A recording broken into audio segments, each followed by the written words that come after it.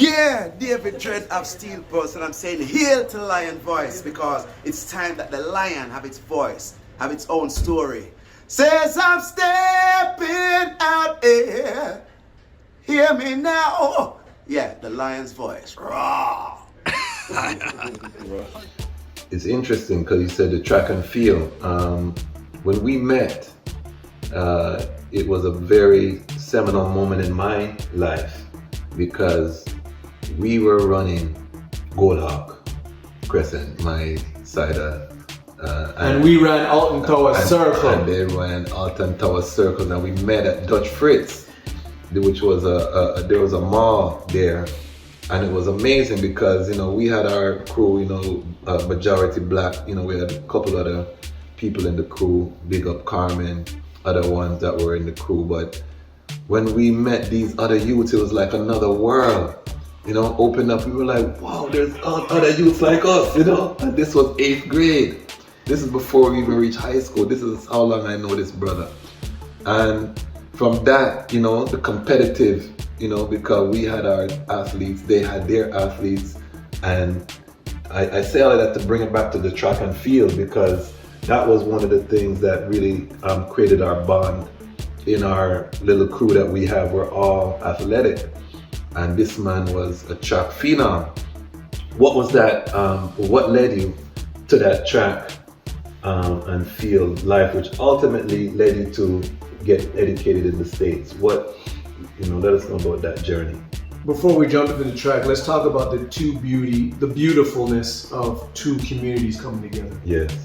Let's make sure we highlight for our youth and for our parents who need to realize the importance of learning all of who lives around you and all of who is in your community, because we actually were able to come together and become stronger. It's true.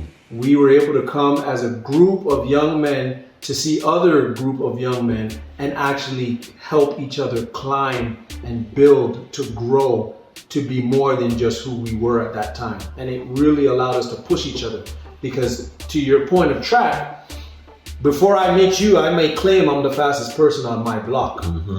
But when I meet you, I'm now looking to claim that I'm the fastest on your block. Yes. And if you knew any other blocks, mm-hmm. I was going to encourage you to bring those people from those blocks to come race. Yes. And I use that as just the mentality of competition. But the beauty was we would race, and we would race to all try to get better. Yes. And we would play basketball to all to get better. We even played hockey, and none of us truly were in love with the sport. As some others on our street, like Anson Carter and others from the area. But we would still compete, and we would still try to push each other. So I want to make sure we just highlight that, because I think we're losing that in this world where two different groups can come together and still have love, and can still have support, and can still compete within the group, not that it has to be separate. And then for me, track and field was kind of like MacDonalds. I saw this opportunity of where something can take me somewhere else. Yes. It could take me to a higher level. It could push me. And track, there was an opportunity of, am I fast enough to get a track scholarship? At that time, I don't truly know what that means. Yes. At that time, I don't know what the value is. Mm-hmm. But at the time, it's not given to me. Mm-hmm. So I want to go see if I can go earn it. Yes. And I was able to run, and I was able to compete to where I was getting US letters in Canada. And I thought that was a win.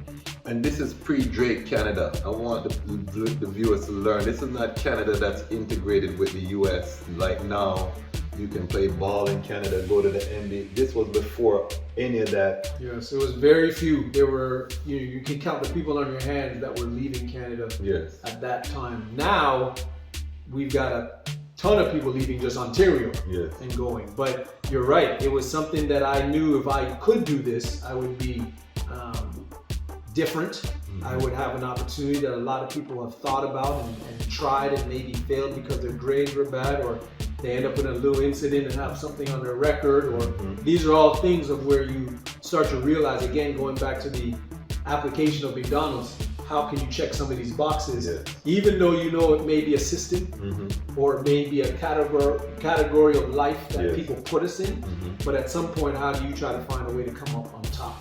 And I also want to set the context, because we're suburb children. And you know, my story, you know, my parents are immigrants. We came up, we went into Ontario housing. They left from Ontario housing to suburbs, you know what I mean? Working class to middle class to upper middle class. They would consider it upper middle class. But we were not in a vacuum. We still had badness happening around us. We had people in the community that were engaged in badness. So they were negative. Because I don't want the viewers to think, okay, so suburbs kids, they had it all. There were many opportunities for all of us to choose bad decisions. You know what I mean? From stealing cars to armed robbery to everything was happening in our vicinity to, you know, violence. We all have stories that we can tell. This is also during the early 90s when we started the golden era of dancehall basement parties, because this was a sound owner too. Remember that we can go into the sound system culture. Courtney bought a song and we were working together in that capacity to Aftershock, you know, and there was some other thing. But so we were surrounded by all kind of influences, our parents, other things, and I think we also kept each other and our little crew kind of on the right. There are some casualties though, you know, we had brethren that didn't make it outside. I don't want people to think it's a bed of roses that we just had a clear, you know, because we had the negative. How did you avoid? Because even more, you know, on the Alton Tower side was even, you know, it was more of that influence was there than even on our side. But how did you avoid getting caught up in some of those things?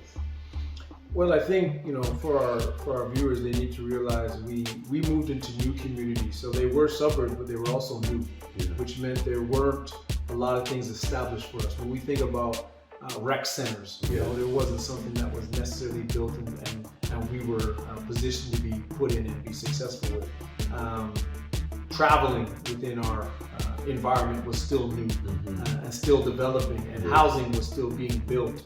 So we were actually in a scenario where our parents had actually moved us from maybe some of these busier neighborhoods to something that was a bit more quiet but still unknown, and still just had as much rawness to it as any neighborhood could have. But for me, it was interesting to figure out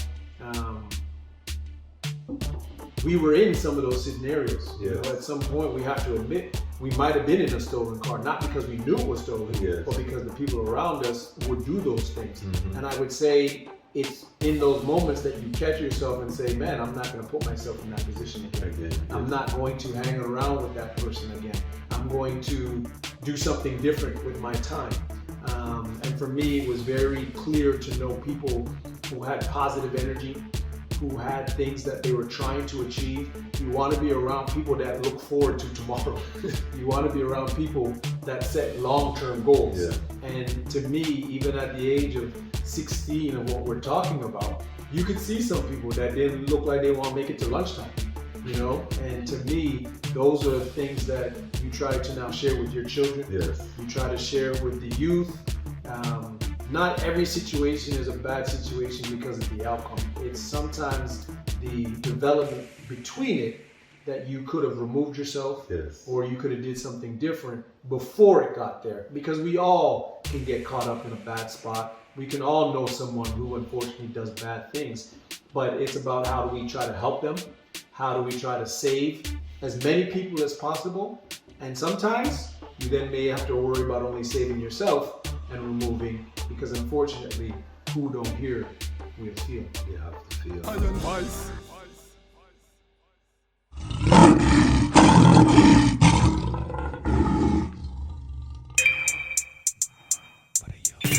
Yeah. Free higher gift. Focus. Preparation. Determination. Yeah. That's the key to redemption. Haile Selassie, I'm a Gideon.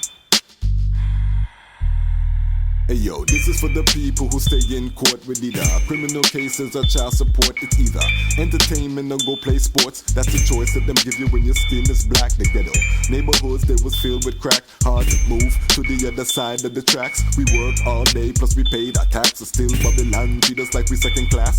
Wanna profile us when we stepping past, and when we drive, they follow with them lights. A flashback, remembering back in the past. Escape plantation, crawl through the grass. When Babylon fall, then we all would laugh. They keep building them walls, but them all will crash because the people must be free. Exodus, well that's a must for me. We stay hungry when we on the grind. We stay hungry cause we was born to shine. We stay hungry, we gotta use our mind. We stay hungry, ain't got time to waste time. Stay hungry when we on the move. We stay hungry, ain't got no time to lose. We stay hungry, we got our minds to use. We stay hungry, tell them knowledge is your food. Hey yo, this is for my people who stay at work all day.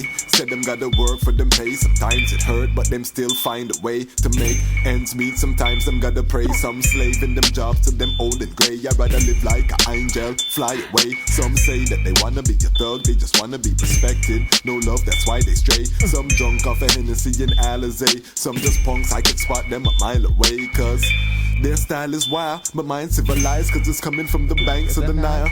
Tell Babylon, release the juvenile, so the youths can see what them want to achieve. Proper education, that's what we need. Tell the youths that it's better to know than to believe. We stay hungry when we on the grind. We stay hungry cause we was born to shine. We stay hungry, we gotta use our minds. We stay hungry, ain't got time to waste time. We stay hungry when we on the move. We stay hungry, ain't got no time to lose. We stay hungry, I got our minds to use. We stay hungry, tell them knowledge is our food.